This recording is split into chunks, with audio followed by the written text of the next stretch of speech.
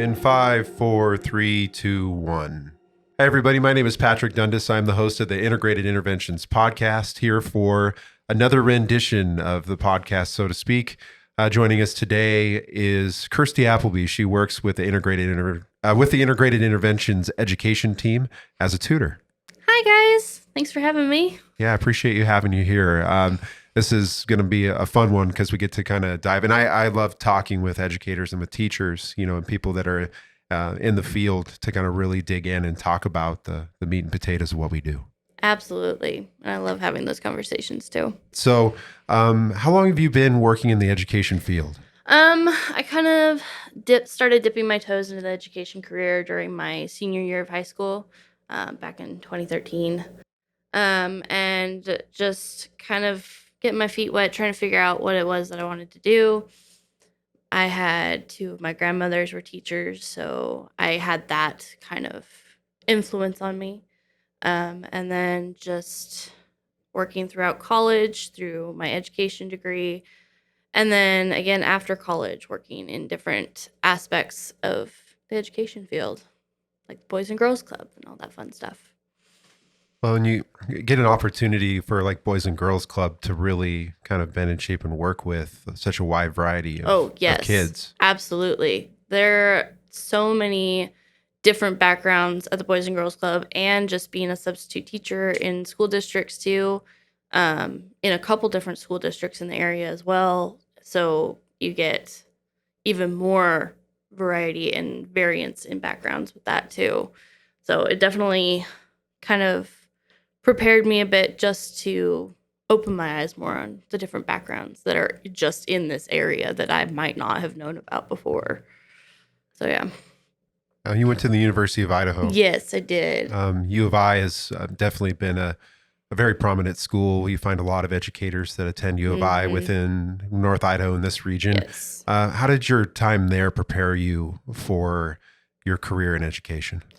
There were aside from just all the classes that I took for my education degree at the U of I, we also got to do practicum hours in a lot of the schools there. So not only do I have experience from areas up here, but I have some from down in Moscow too.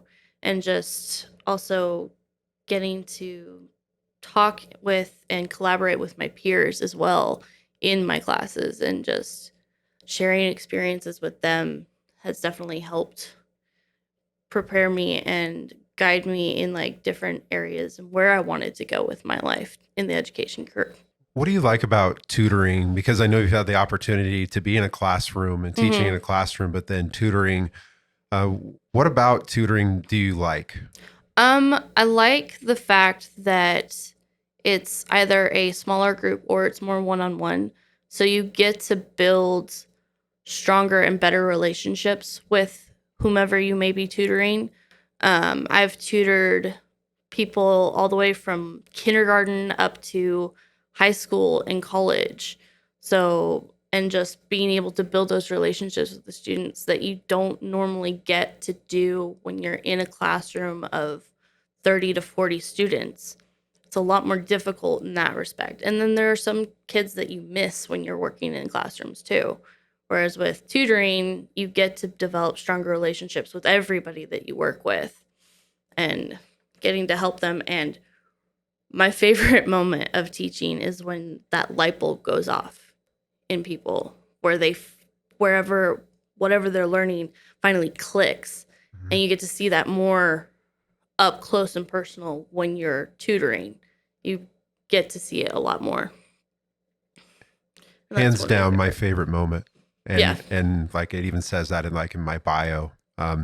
It's the light bulb moments. It's that time where you see someone like really working hard to get something, and maybe they've struggled a lot with it, and you take that approach of like, okay, they didn't get it this way and this way. Let's try somewhere else. Yeah. What kind of strategy can I use to meet them where they're at in that moment? Exactly. And then that moment where then all of a sudden it's like, oh, wait a second. I get this. Now that I get this, I think I can do this. And now a whole nother world opens of like, well, I can even do this now. And I didn't think it was even humanly possible for me to even do this. And so to have that moment it's a confidence builder. Oh, yeah, for everybody Mm-hmm. involved. Because not only does it build confidence in the student, like, I finally got it, I get it, but it also builds confidence in you as the tutor, because you're like, it finally clicked. We didn't exhaust everything and have to give up. It clicked, it worked. What I'm doing is working. And then it kind of gives you that boost of like, this is where I'm meant to be. This is where I'm strongest. This is what I enjoy doing that works. And yeah, those light bulb moments are my favorite for sure. Yeah, by far. And I've had that conversation with a lot of educators, and I think that's kind of a uniting moment of what they love about what they do. But that's the thing that I think, in a field traditionally that is, not known for high compensation, and teachers, Yeah. they do it because they love it. It's not because of all the other, No. the monetary piece to it. No. You do it for the kids, or I mean, I say kids, but that could go all the way up to college. They'd still be kids. They do it for the kids, and they go into it knowing that the pay is not the greatest. Teachers don't become teachers for that. They do it for the kids. And that's why I got into education. Well, and you've been able to experience a wide spectrum of, from education standpoint. And with integrated, we're working with learners who have not always had success, and they've, experienced obstacle after obstacle or numerous failures. And then they come to a point where they think that they're not capable when they truly are. How do you work with the student in that capacity when they've made this decision that I'm not good at school, I don't want to do this? Honestly, call me crazy, but those are my favorite kind of students to work with. Not only because it's a challenge, but because while they might not see the potential in them, it's my job and something that I do that is to show them that they still do have potential. They still are more than capable, regardless of what they've been told in the past, what past experiences have shared with them.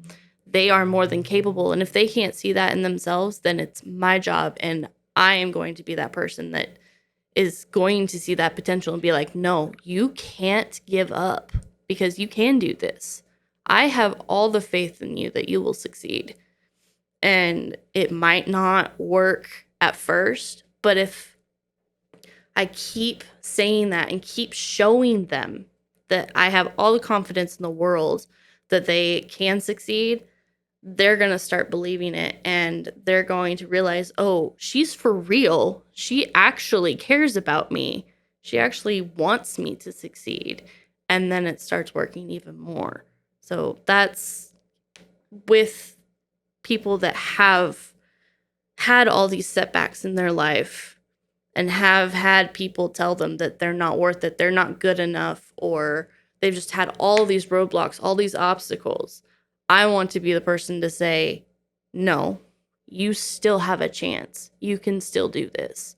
Well, we're definitely in alignment there. You just said all kinds of stuff, and I'm trying to think, well, which am I going to pull out to really kind of talk about? Yeah. But the one thing that does resonate with me, and has always resonated with me, is working with some of the more challenging students that maybe others hadn't had success with. I've always really believed in meeting a student where they're at, and For sure. getting to know them, building that relationship, and building relationship is a huge part of what we do here at Integrated. For sure. And you've had the opportunity to be a mentor, as well as work into the education part of what we have going on here. Talk about relationship building. Essentially, what we do as mentors and what is educators. I mean, it's very similar. It's very similar. Building those relationships is an integral part of Integrated. Absolutely. But it's also one of the things that drew me to this company is the emphasis on building those relationships. And while it might be a challenge to build relationships with certain students, it's still it's still worth it if you keep plugging away at it. It might not click immediately with somebody, but again, if you keep showing them consistency and that you're trying to build some kind of relationship with them, get to know them, that you actually care about their thoughts and their feelings, and just being able to do that with them, and having spent time as a mentor here and going to the different houses that the company has, is just being able to see all those different facets of the backgrounds of people that we have here has definitely helped. It's funny, one of the things that I was always told in like reviews and stuff for like during my education career was that one of my strengths was building relationships. So knowing that I'm good at that and that I can do that has helped me a lot in this job, and knowing that the things that I'm doing are the things that I'm doing right. They work. For sure. I guess when I think of, well, you were being a mentor, I feel like starting, because first you were a mentor before you were a tutor. Yes. And I think that makes a huge difference, because when I started with the company, I started as a mentor before I became, kind of crawled up the ladder in terms of education to become education director. But that's been, I think, a huge part for me, because then they get to see you, and you have that opportunity to really build those relationships. Yes. And then when they get into that kind of one-on-one moment, because in some cases too, I feel like there's a vulnerability. Absolutely. With tutoring. Yes. Because you get to really see and get to know that person. And in a classroom, that same student could be really walled off. Oh, yeah. And you don't get to see all these other kind of intricacies, if you will. But with the tutoring, could you talk a little bit about that? It definitely helps, because whereas like when you were talking about the one teacher in a traditional classroom setup, you've got 30 kids. Some of them slip to the background and don't get noticed very much. Whereas with the tutoring, there is that vulnerability that you talked about. But it also, I feel like there are strengths in that vulnerability with the student, because while it may not work at first, they eventually open up, and then we can tackle that and help them realize that it works. And with starting out as a mentor, and then, like you said, moving up, it definitely helps the students to realize that you are in it for them. Like, it's not personal gain. You're there for their well-being and them to succeed in whatever it is that they're doing. With us, it's education-wise and helping them to complete high school or work on college classes and help them with that. It definitely, I feel like it helps them to understand that you're there for their well-being and their best interests with having started out as a mentor. Because then they're like, oh, okay, so you didn't come here just to be my tutor. You started out as a mentor and you built some of these relationships. Most, if not all of these relationships, you actually want to see me succeed. You want that relationship with me. You want all of that to go well. Kind of that situation. Well, and for some of the students we work with, it's hard for them to let down those walls. Absolutely. And then when you do connect, there's definitely a bond that, and unfortunately they have, there are certain students that have been let down a lot. So, they often wonder, so-and-so here is building a relationship with me, but when are they when's the bottom going to drop out? How long is it going to last? Like, are they in it for the long haul with me? Are they really telling the truth? Do they really want to get to know me? Because they've been let down so much and they've built these massive walls around themselves made out of cinder block or cement, just like completely compacted, and they don't let anybody in. So I guess for me, chipping away at those walls and just helping them to realize that while because the ultimate goal is for them to not always be here, for them to have independent living, but to also have them realize that when they go out on their own, I am still going to be rooting for them from the sidelines. I'm still going to be there for them because I've chipped away at that wall. I might not have broken through, but I've definitely chipped away at it. I want to be that person to help you. And if I'm one of the only people that helps you out or that you can come to in certain situations, at least you have somebody. Or if I'm not the right person, then maybe I can help direct you to somebody that is. Kind of going back to that showing up moment, I think I primarily worked in therapeutic boarding school environments. Okay. So the students I was working with there are very similar in the students we're working with here. Mm-hmm. I remember I met a student that from an attachment standpoint wasn't a fan of new people. Mm. And I would try to, bring out that chisel like you had described, mm-hmm. of like, the cinder block house mm-hmm. surrounding them and trying to just chip away a little bit at it. Because mm-hmm. I honestly believe that if I had just a tiny little bit of daylight, mm-hmm. just enough to even like, put my finger in the hole to be able to try to break it apart, mm-hmm. or even like if somebody takes a window and slams it on your hand, mm-hmm. at least you have a little bit of leverage to try to lift it up to get in. Mm-hmm. And that's kind of how I've always looked at developing those relationships. But there were a student said to me as I was leaving, they're like, I hate you, right? And I was like, well, I didn't know that, but I appreciate you telling me that. And they're like, and I hope you don't come back tomorrow. And I said, well, guess what? I will be back tomorrow. And I look forward to working with you on math. Mm-hmm. And this exchange lasted for a solid 5 days, every day where they would tell me how much they hated me mm-hmm. and etc. But by the next week, when they figured out that no matter what they said to me, they couldn't get me to quit, mm-hmm. that there was that, I definitely have cultivated a resilience and a thick skin, which in this business, you have to have one. Yeah. If you don't have one, then you don't really last as long as you want to. And so can you just talk about resilience and why that's an important quality as an educator? It's an extremely important quality as an educator because, like you said, a lot of our students and just people in general have built up those walls and to keep people out. But if you're resilient and keep picking at it, then it's going to show them that you're going to stick around. I'm going to stick around regardless of what you say to me.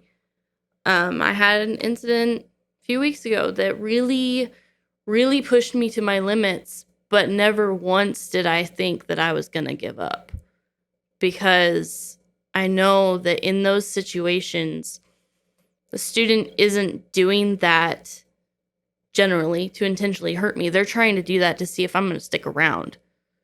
And by sticking around, that's another way to prove to them that I'm not going to give up on them. Like, you can say all this stuff to me, you can do all these things, but I'm still going to stick around and help you because I want you to succeed. I want you to get better. I may have a really terrible day, but I'm not going to give up. And that's an incredibly important thing to have as an educator because you work with students and people from many, many, many different backgrounds. You might have somebody that nobody's ever given up on them. So this is something new. And it's not new, but also nothing different. But then you've got somebody that everybody has given up on. And they're expecting you to give up on them. So when you don't, they're like, maybe you actually mean what you say. And then they start to believe you more. When you say things like, come on, I really want you to do well. Can you please focus? Then they're going to believe you when you say that you want them to do well. Yeah, and trust is key, mm-hmm. Especially in scenarios where trust hasn't always been a key component of their existence.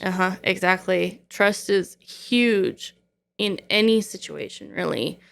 I've definitely had my trust broken from people that I thought that I could trust implicitly. But then it also helped me grow from that situation and to try and not make those same mistakes, and just work harder and find different ways to build trust with other people too. Yeah, it really hints at the life lessons. I feel like I learn often just as much from the people I'm working with Mm-hmm. as much as I feel maybe the knowledge that I'm imparting to them. Mm-hmm. I grow so much as a person in my time as being a teacher and also at integrated interventions. Like it's stretched me. I feel like I'm better at my job every day because of the people that we're working with. For sure.